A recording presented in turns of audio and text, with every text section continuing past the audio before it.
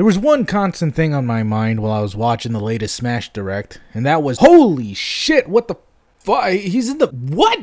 What the, oh my god. But there was also something else that persisted, and it lingered on afterwards. And that's how Masahiro Sakurai was a madman who had nothing to lose, laying all his cards out on the table for all to see, while still carrying an ace up his sleeve. I just couldn't help but get this feeling that Sakurai is probably about ready to retire. I doubt he'll ever separate himself from his work, mind you. I mean, the man's a absolute workaholic, yet separating himself from the Smash Brothers series might be the next step for him. See, I always thought of Sakurai as a sort of strange enigma of a game developer. The man works to the bone in order to deliver one of the greatest games ever made, yet he goes against his own philosophy. As we all know, Sakurai has and always will consider Smash Brothers as a party game. He made the game in order for people to have fun and not take it seriously. It's why he took the extra measures to get away from the competitive scene in Brawl after Melee became this cult underground esport. I mean, okay, that's a bit of an exaggeration. I doubt he'll intentionally sacrifice gameplay over, you know, competitive things. I don't think he's that extreme, but he made Brawl with the mindset of being fun for all and not exclusively for some. That, however, brought outrage. We all know about Brawl's shortcomings, yet not many people ever take the time to remember Brawl for how Sakurai wanted it to be remembered. It brought us all these game modes, it brought us a stage editor, online play for the first time, even though it was pretty ass. It brought us the only story mode ever featured in a Smash Brothers game.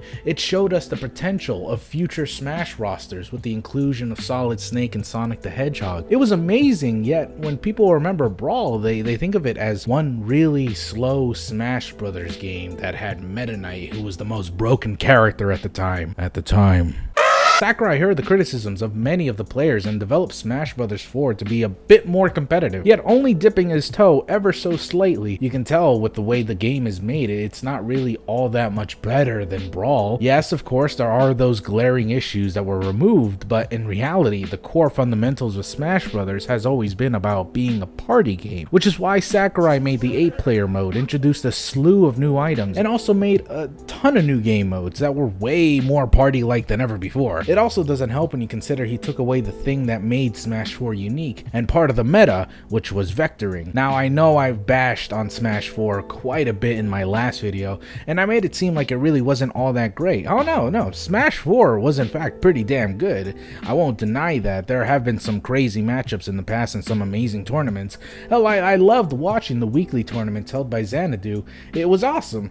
But again, the meta molded into something that was just kind of boring to watch after a while and just not very pleasing. I stand by what I said though. Sakurai isn't to blame. He never wanted this to evolve into something big. Yet when I see the new Smash Ultimate Direct that was held today, I can't help but feel that the man is evolving himself. I'm sure he still doesn't understand why people want this game to be competitive. And I know in his heart he still believes Smash Brothers isn't really a fighting game, but rather a party game. But the fact that he's allowing these sorts of decisions to go through, such as the minor things as allowing losers to choose stages after a match, or having an option to disable hazards, to bigger things like having a training stage that actually allows players to train and see stats. All these things are adding up to a Smash Brothers game that has been way more competitive than any other Smash game previously. Even displaying the new techniques and balancing the characters in a way that makes sense proves that he is listening to the fans. And let's not act like Sakurai is a god. He obviously isn't developing this game all by himself. Clearly he's working with a huge team of talented devs and programmers, artists and musicians, and everything in between. There's obviously a few younger members of the team that are suggesting what they believe can make Smash Ultimate into a fantastic fighting game and also a fantastic party game. However, the fact that Sakurai is allowing his staff to implement these changes